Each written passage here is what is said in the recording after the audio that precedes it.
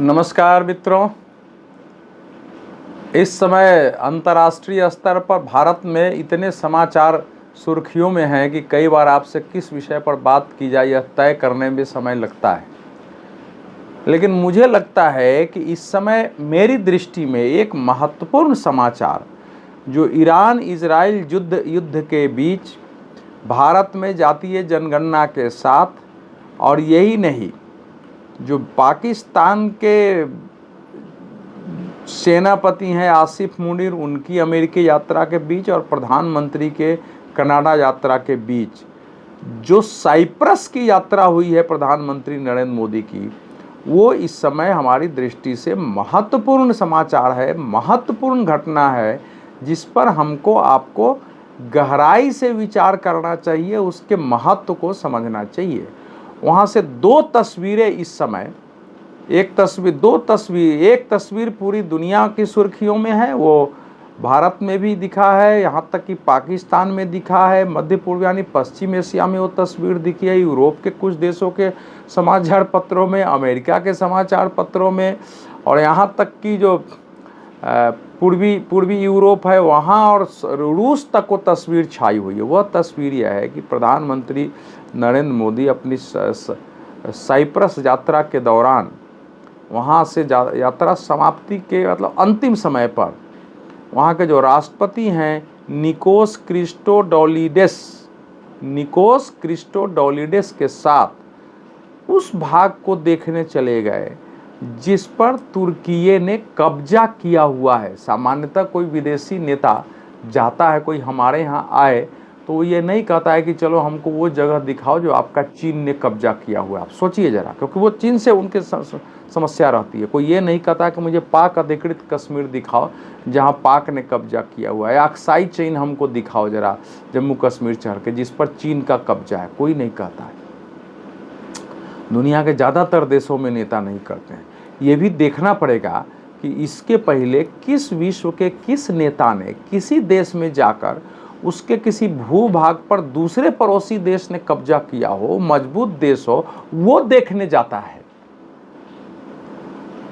और एक दूसरा समाचार, दूसरी जो तस्वीर है वो ये है कि प्रधानमंत्री नरेंद्र मोदी उस यात्रा के दौरान जब एक कार्यक्रम में गए, सेंटर ऑफ निकोसिया उसको बोलते हैं, राष्ट्रपति क्रिस्टोडोलिडेस के साथ जब गए तो वहाँ की एक संसद सदस्य, कहा जाता है कि निकोसिया परिषद की सदस्य मिकेला किथरेओटी-मलापा, अब नाम थोड़ा है आपको दोबारा पढ़ दे रहा हूँ, मिकेला किथरेओटी-मलापा, ये वहाँ की नेता हैं और वहाँ के निकोसिया परिषद की सदस्य है। निकोसिया मतलब उसकी राजधानी।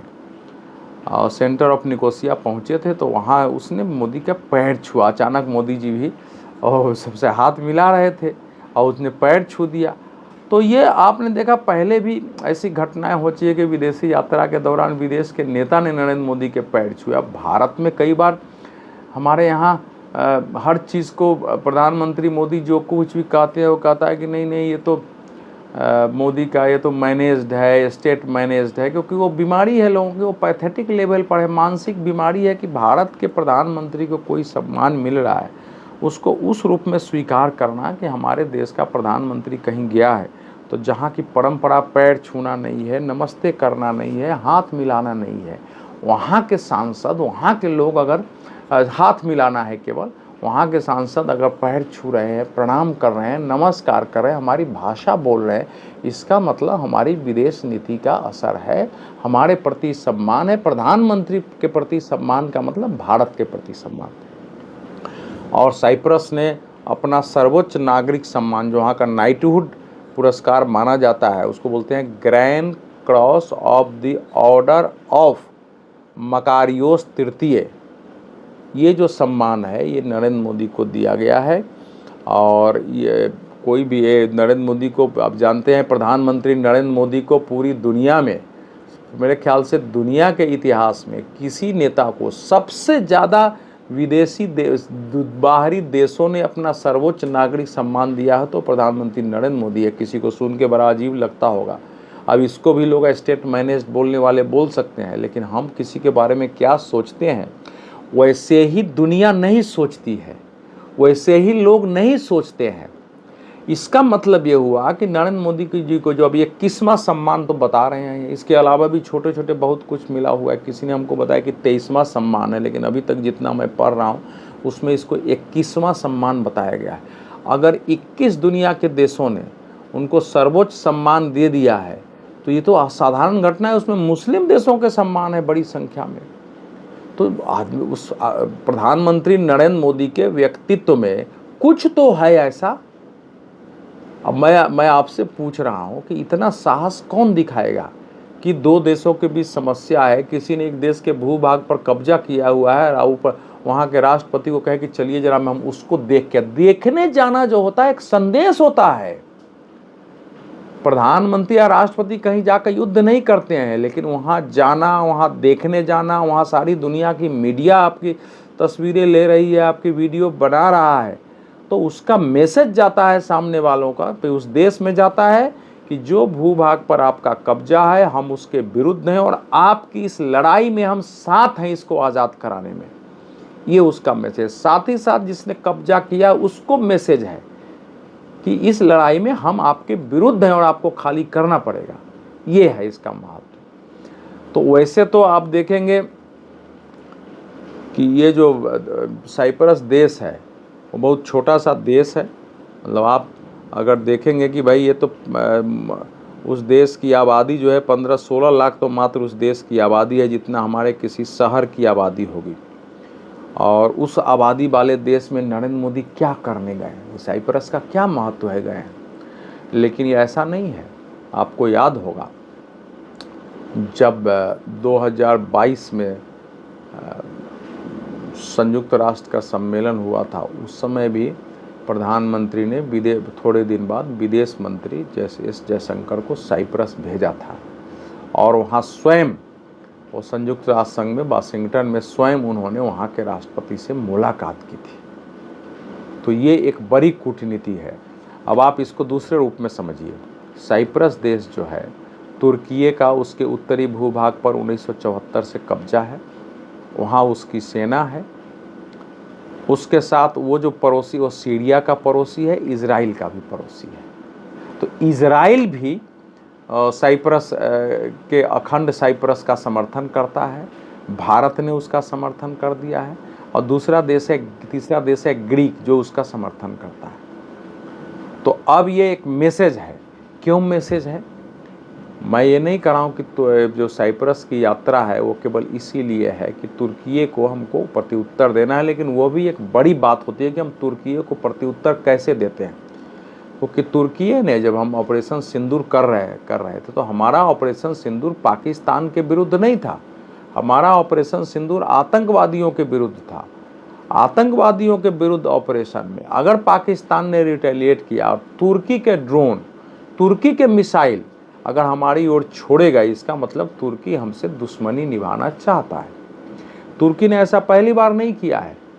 जब संयुक्त राष्ट्र संघ का सम्मेलन हो रहा था 2022 में, तो तुर्की ने बाज़ाब्ता वहाँ OIC की मीटिंग बुलाई और OIC के मीटिंग में कश्मीर में भारत के विरुद्ध और पाकिस्तान के पक्ष में प्रस्ताव कराया। जो रिसेप तैयप एर्दोगन हैं उसके राष्ट्रपति, उनको दुनिया में इस्लाम का खलीफा बनने की इच्छा है। खलीफा का मतलब इस्लाम का सर्वोच्च नेता हो जाता है दुनिया में। सारे मुस्लिम देश उसकी बात मानते हैं। पहले भी खलीफा का शासन था, तुर्की में ही था जहाँ के तख्ता पलट हुई थी। और उस तख्ता पलट के बाद भारत में उसके लिए खिलाफत आंदोलन चला। खिलाफत मतलब फिर से खलीफा को स्थापित करने का आंदोलन, और उसी को असहयोग आंदोलन में गांधी जी ने परिणत किया था। तो खलीफा का कितना महत्व है वो आप समझ सकते हैं। तो उनको इस समय दुनिया का खलीफा बनने का था, इसलिए मुस्लिम देश की मदद करो।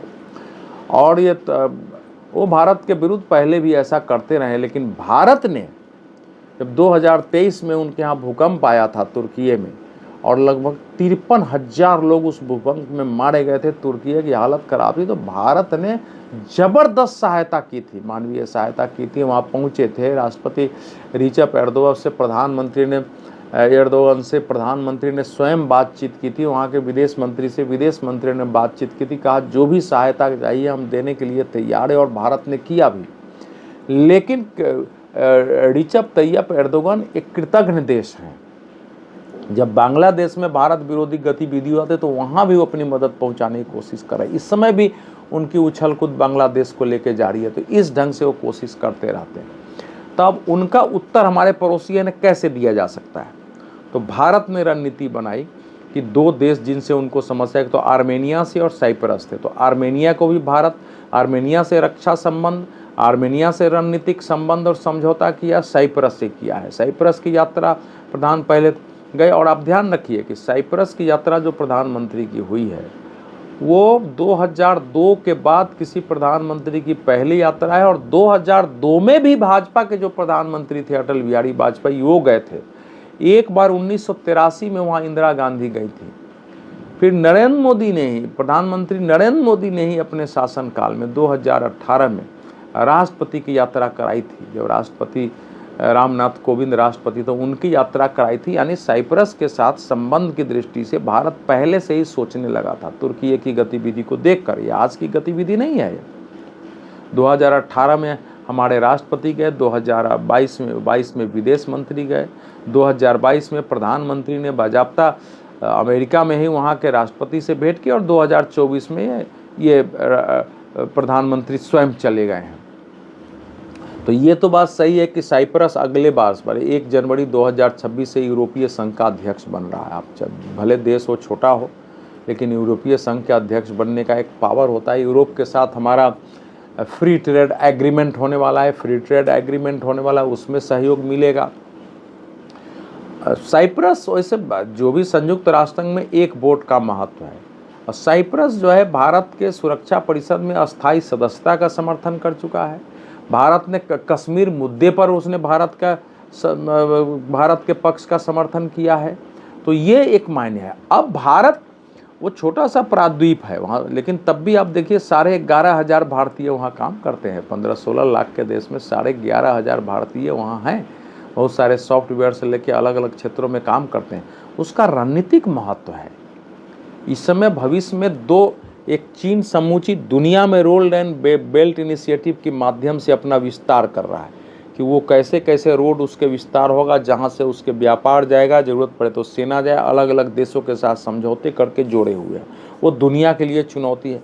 भारत ने उसके विरुद्ध जापान अमेरिका के साथ मिल करके एक बनाने की कोशिश की, और उसी का एक हिस्सा जो है वो है middle east India middle east Europe corridor, economic corridor का। तो वो अभी उस पर काम चल रहा है, उस पर विस्तार से कभी बात करेंगे। तो साइप्रस उसका एक महत्वपूर्ण पार्ट होगा, सहयोगी होगा, भूमध्य सागर का देश है।